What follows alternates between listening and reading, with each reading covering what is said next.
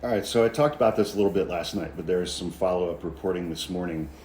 Um, it it's really starting to look as though there are enough Republicans in the House caucus, the incoming House caucus, who want to have Mike Johnson no longer be Speaker of the House.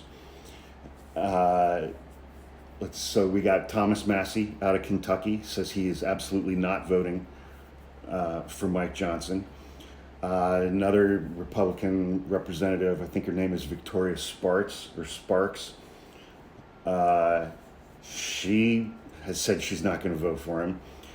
And then this morning we get Chip Roy, Republican out of Texas, is refusing to commit to voting for Mike Johnson. He says he remains undecided because we saw so many of the failures last year that we are concerned about that might limit or inhibit our ability to advance the president's agenda. Mike Johnson passed $200 billion that is taking money out of Social Security to transfer it, which will hasten the bankruptcy of Social Security by 6 months. I have no idea what that is.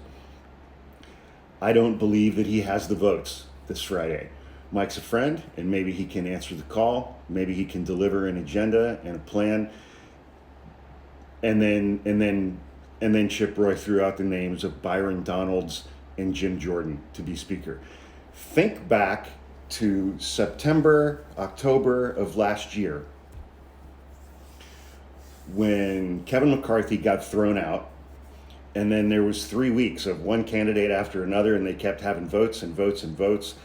And during one of those little cycles, the candidate was Jim Jordan.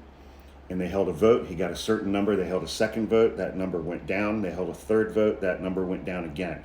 But during that time, like I think there was one guy, he's from somewhere in the central Midwest, Don Bacon, he got death threats. And his wife got threats from other Republicans unless he voted for Jim Jordan. Because he's like, I'm not voting for Jim Jordan. He got death threats from other Republicans in the House. I will kill you if you don't vote for Jim Jordan for Speaker. That seems totally normal and fine. And so it's like they're trying to figure out what they can do because they have to have a speaker in place by Monday, January 6th, to certify Donald Trump's electoral count win. The House, according to its own rules, cannot function at all. It cannot do anything if there is no Speaker of the House. The Speaker runs the House. The Speaker gavels the House into session. The Speaker says, here's what we're going to do right now. Here's what we're going to do next. And so Republicans are trying to figure out how they can certify Donald Trump's electoral count win without a speaker, but the rules of the House prohibit that from happening. So, and because of the margin, Republicans to Democrats, if it's a unanimous Republican caucus, Mike Johnson can lose one vote, and he's already lost Thomas Massey. He can't lose anymore. What do you think Marjorie Taylor Greene's going to do? Lauren Boebert, this Victoria Sparks woman, Chip Roy.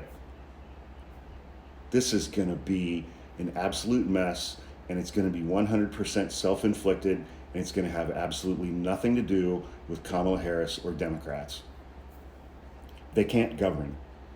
Republicans are incapable of governing.